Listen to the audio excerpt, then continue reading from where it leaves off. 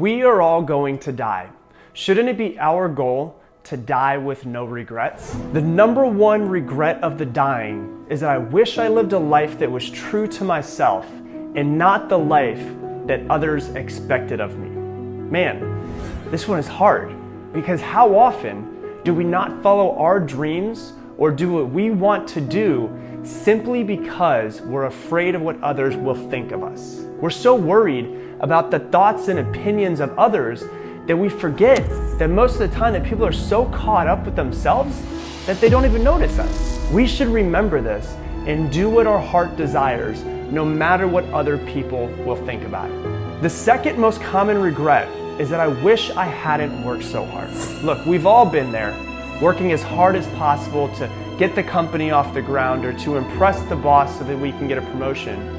But at the end of our lives, we're never gonna look back and think to ourselves, man, I wish I would have spent more time at work.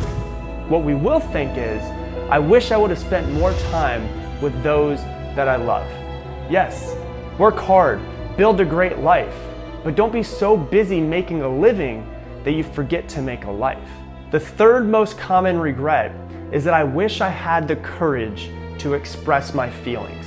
The world can be a tough place, and lots of times we build up walls to protect ourselves from being hurt, but it's important to remember that while protecting ourselves is important, it's even more important to let those who we love inside of the walls that we build and show them as often as possible how we truly feel about them. Nothing is worse than losing someone that you love and then realizing that it's too late to tell them how you feel.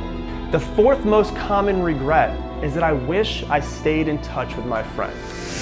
See, we get so busy with life, and sometimes we forget to keep in touch with the people who helped make us into the person that we've become. In the last few days of those who were dying, those people realized that love and laughter were the only things that actually mattered to them.